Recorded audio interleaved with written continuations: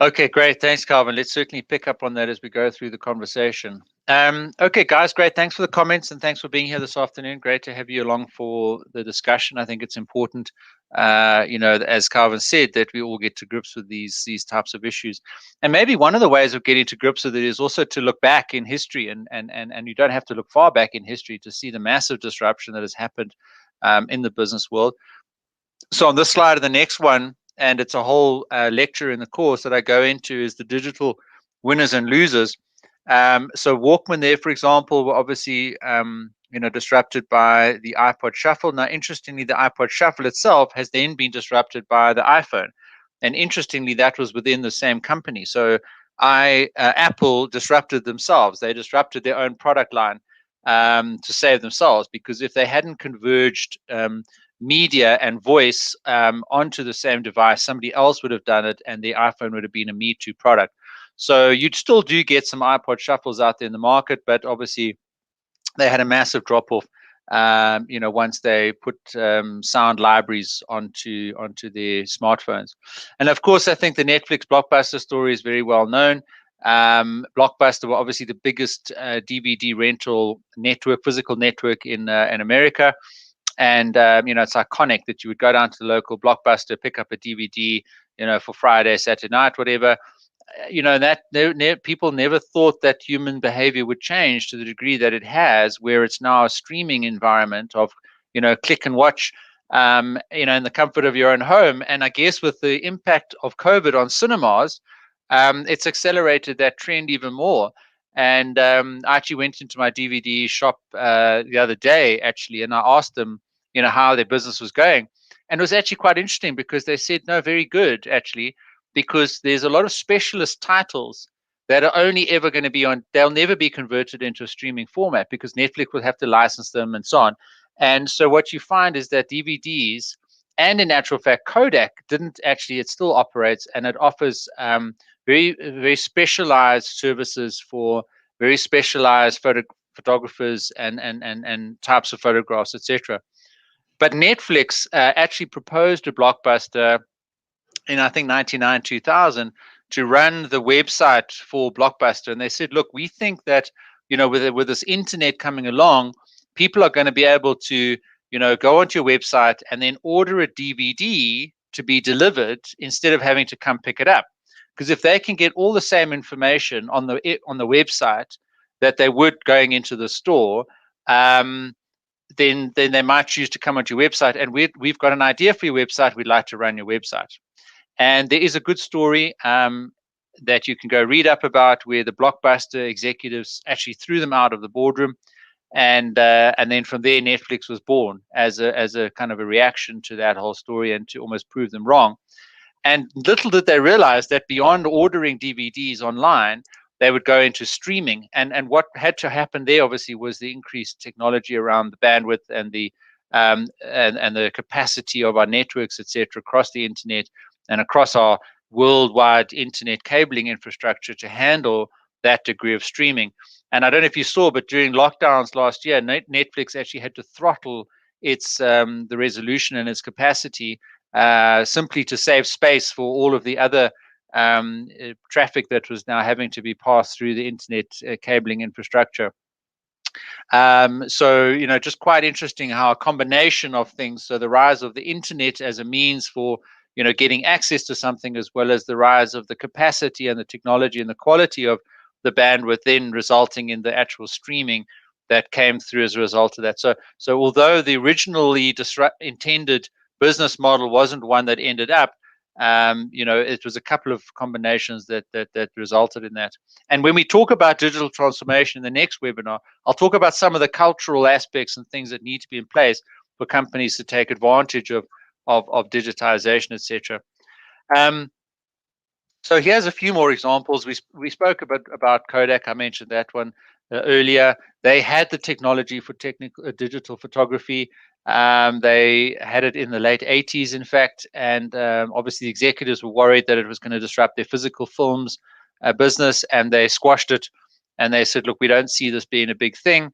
And yet, if they had sort of embraced it and been willing to, disrupt themselves, they could have been the leaders.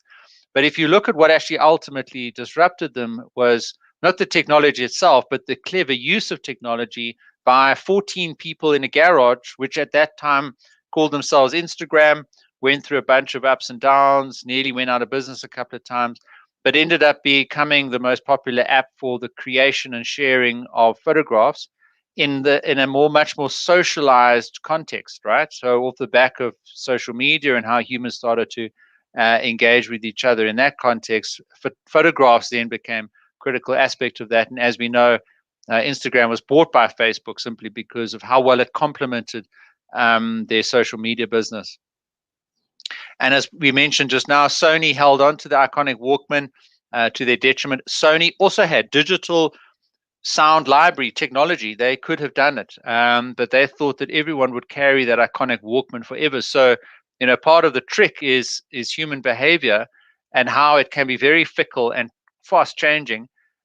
Google thought they would bet on the Google Glass, but what ended up was nobody wanted to wear a GoPro on their head at all times. It was cool for the extreme sports and the skiers and the snow jumpers, etc. But for people to walk around with glasses, and people weren't sure if you were looking at them through your physical eye or your digital eye, that was going to cross a barrier that at that time was too much of a leap for that technology. Now, there's no doubt it will reemerge in some form at a later stage.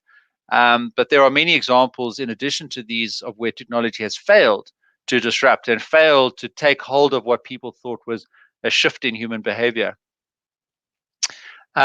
Then maybe the last two there, SMS and WhatsApp, and you'll have seen the papers in South Africa, Vodacom and MTN, and even now there's still, I believe, legislation to try and control Netflix and WhatsApp and all these what they call over-the-top service providers.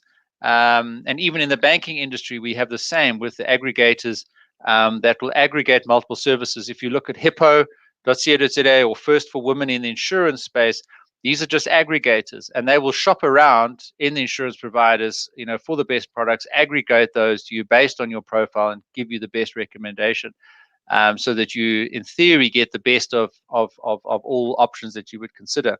And that's a classic example of over-the-top services. WhatsApp, SMS actually didn't cost the telcos anything to carry 140 characters. It physically didn't have a variable cost attached to it. And it became abused with spam, and it was never socialized into groups. And WhatsApp saw that humans wanted to interact much more in a group context, and that's where their massively famous groups then ultimately, created that exponential growth onto that platform. And I think people have been watching WhatsApp to see if they're going to put advertising on there now, and if people are going to shift onto other messaging platforms like Telegram, etc.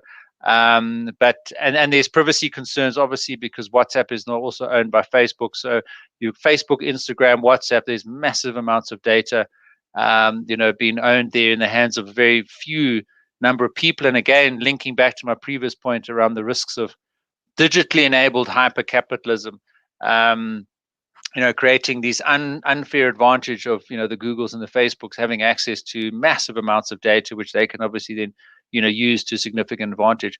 And I guess, just to touch on privacy and data for a minute, there is legislation that is looking at breaking up big tech and maybe forcing a bit of a data tax, because ultimately it's us. We're the product now.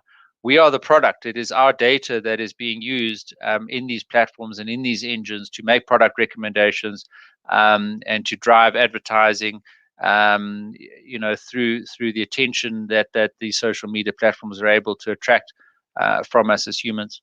Okay, so a few winners and losers there in the digital space. And as we mentioned previously, if you kind of map this out in a business model, you'll see that it follows a fairly specific pattern.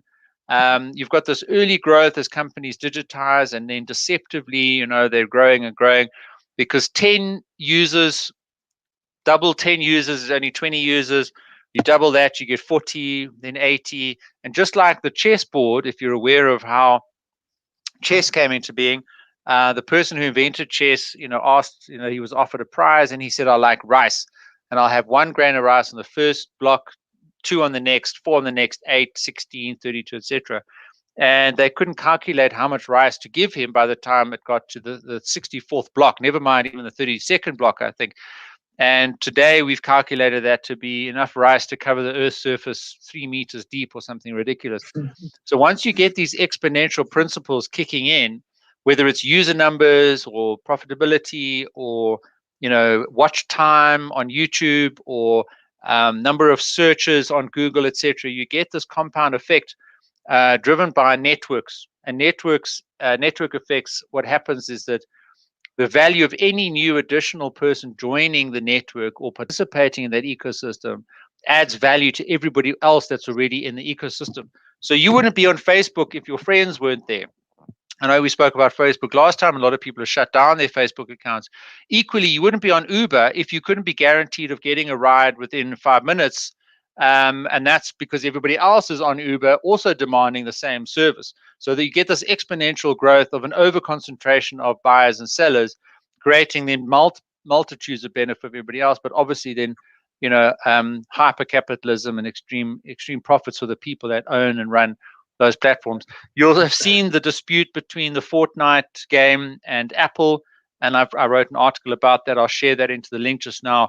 And you can see there that Fortnite tried to dispute the payments that they owed Apple for using the platform, and they wanted to go directly to their gamers. So the platform owners, obviously run the platforms, create the ecosystem for the buyers and the sellers to come in there. And as long as that ecosystem has fair and equitable value for everybody, then it continues to work. But if one party or a dominant party decides to extract itself or rebel, then you can weaken the whole ecosystem. And that's really what drives this extreme growth and the exponential growth that we've seen in these companies, and which has ultimately disrupted not only industries but also societies.